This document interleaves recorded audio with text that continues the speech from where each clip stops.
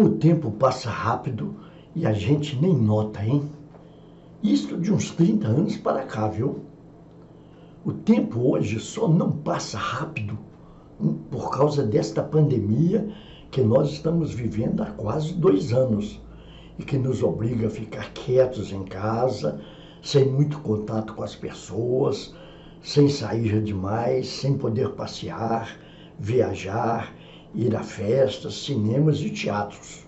Agora, passando a pandemia, pode ter certeza, o nosso tempo volta com aquela correria que nós já conhecemos. Com a chegada das tecnologias, hoje tudo anda numa velocidade impressionante. Não se tem tempo para mais nada.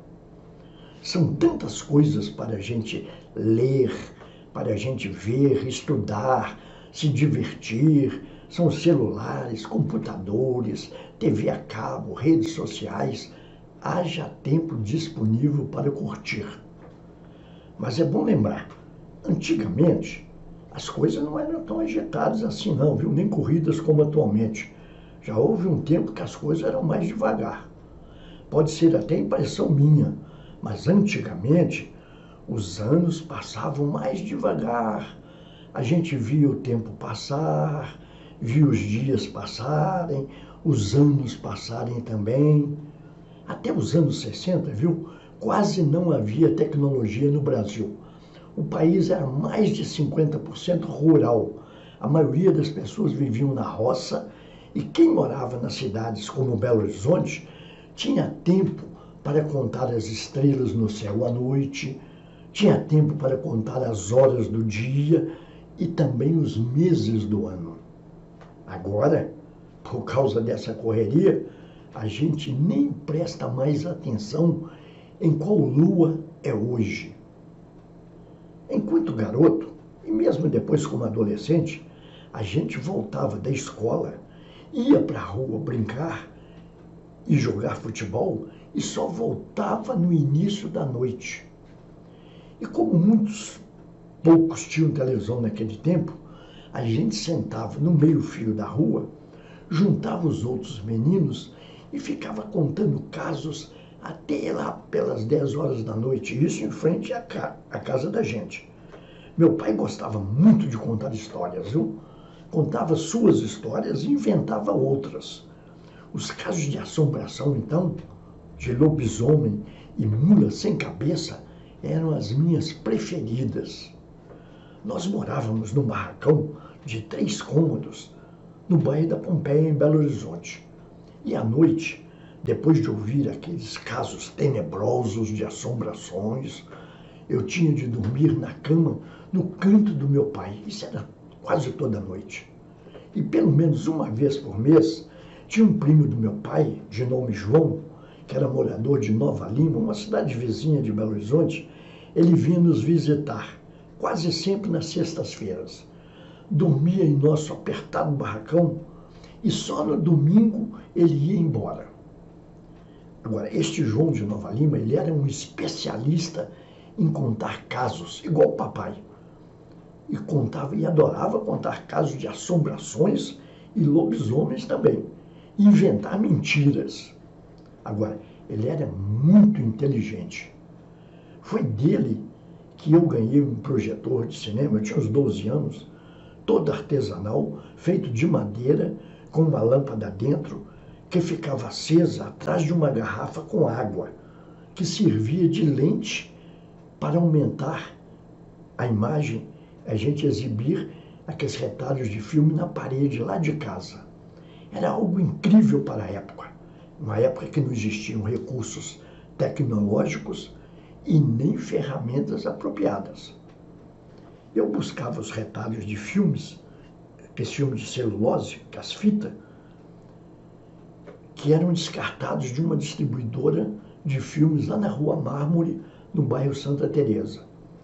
Havia dias que eu pegava vários metros de celulóides de gravações de jogos de futebol lá no estádio do Independência, ou então longos trechos de filmes que eles cortavam, estavam estragados e jogavam fora.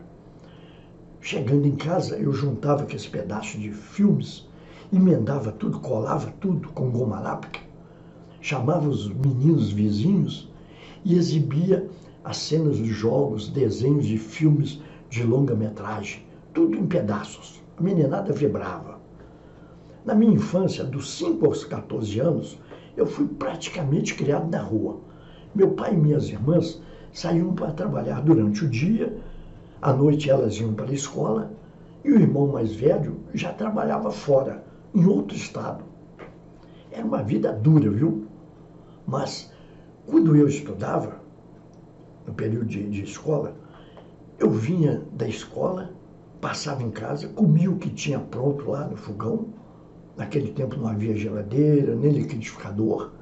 E frutas como banana, maçã, tão comuns hoje, eram artigos de luxo naquela época. 1 hora da tarde, mais ou menos, o sol estava quente, eu juntava com os outros meninos vizinhos e começava as brincadeiras de rua que iam até o início da noite. E só não iam noite adentro, porque naquele tempo a gente morria de medo de assombrações. E elas apareciam à noite, viu?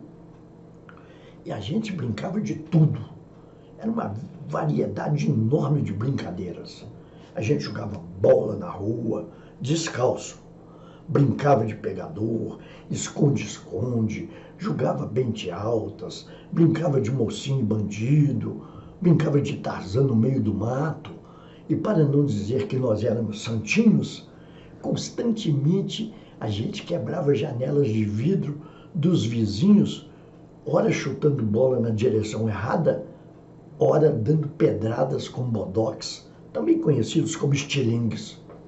Agora, bola que caísse no quintal da família do Zezinho Babão, na Avenida Afonso de Guimarães, esquina com Rua Angaí, essa nunca voltava para a gente. O pai dele era muito mau, pegava as bolas, cortava tudo em pedacinhos e jogava por cima da cerca. E por causa disso, as janelas da casa dele viviam sempre com os vidros quebrados. Na casa do Celso e do Jonas Conrado, na Rua Angaí também, quando o tempo não estava muito bom, estava chovendo, por exemplo, a gente fazia campeonatos de jogos de botões, jogos de mesa, toda a tarde, utilizando o piso cimentado e liso da varanda da casa dele. Eu só ia para casa, normalmente lá para 6 horas da tarde, início da noite, quando meu pai, que vendia bilhetes de loteria, passava pela rua, vindo a pé do centro da cidade, uns 6 quilômetros, e me levava embora. Nessa hora, início da noite, chegada do meu pai, era aí que nós saberíamos o que íamos comer no almoço e na janta daquele dia. Na pequena sacola de pano do meu pai, que ele costumeiramente levava e trazia meio quilo de arroz quebradinho, meio quilo de feijão roxinho, cheio de pedras, que era o mais barato, e um pedaço, umas 200 gramas de toucinho gordo, que às vezes vinha com um pedaço de carne junto.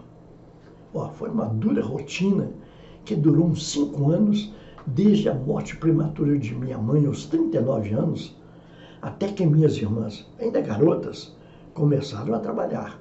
Uma em casa de parentes, outra em consultório dentário. Aí as coisas começaram a melhorar. Era um tempo bem diferente dos tempos atuais que nós vivemos. A gente era pobre, e pobre mesmo, viu? Pois não tinha nada que os chamados pobres de hoje, que a gente vê na televisão, ou vê nas favelas, que tem televisão, fogão a gás, celular, internet, tem muitos que têm até TV a cabo.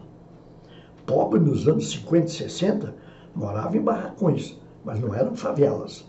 Não tinha água, não tinha esgoto, cozinhava era com lenha, não recebia vale transporte, nem cestas de alimentação, nem remédios de graça, não existia o SUS, postos de saúde, todos tinham que ser atendidos na Santa Casa de Misericórdia ou então no pronto-socorro. Naquela época tinha políticos corruptos também, viu? E ladrões como hoje.